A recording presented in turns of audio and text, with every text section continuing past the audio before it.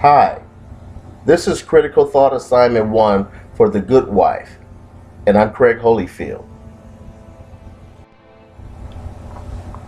The case I selected involves a class action lawsuit against a major pharmaceutical company for damages.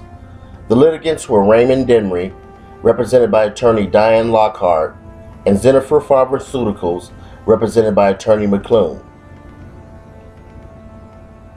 The plaintiff alleges that the drug called Xenopril, manufactured by Zennifer Pharmaceutical Company, which was prescribed by his doctor, caused him to suffer a mild stroke which caused paralysis from the waist down. The defendant's argument is that the drug manufactured by Zennifer Pharmaceuticals was either wrongfully prescribed by the plaintiff's doctor or misused by the plaintiff to treat migraine headaches, when in fact it is a powerful drug used to treat schizophrenia. There are three main issues involved in this case. Number one, that the drug manufactured by the pharmaceutical company, which is the defendant, caused the plaintiff to have a stroke, which caused his mild paralysis. Number two, who is negligent in this case?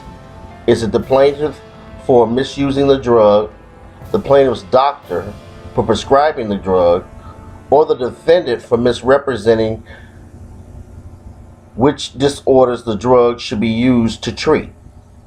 And finally, number three, did an issue of jury tampering exist, and if so, should it be brought to the attention of the court regardless of whether or not it affected the outcome of the case?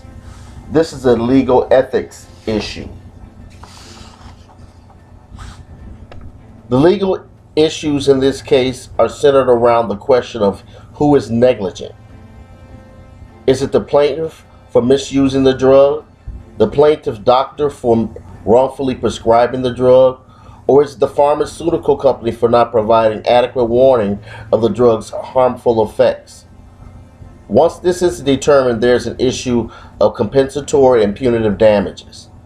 And finally, there's an issue of jury tampering, which is centered around the facts and opinions and providing sufficient evidence to support such a claim. When examining a legal case, it is important to note the facts which are undisputed among both parties. The facts of this case are that a perfectly healthy plaintiff suffered a stroke. However, who is responsible is in question. The other fact is that the plaintiff was prescribed a drug that was manufactured by the defendant, but whether or not this drug was properly administered is in question. Jury tampering is an opinion under investigation because there is insufficient evidence to support a case based on the evidence. The verdict was awarded in favor of the plaintiff for both compensatory and punitive damages against the pharmaceutical company. I disagree with this verdict for three reasons.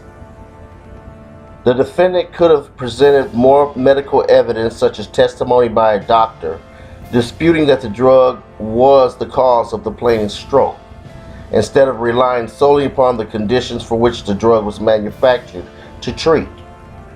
They could have brought in medical case studies that prove the drug doesn't cause this condition.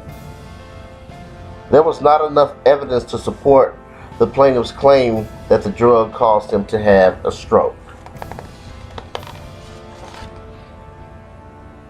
As far as the jury tampering, I think the law firm spent too much time trying to prove an issue that probably didn't exist, and even if it did, they didn't have enough evidence to prove it.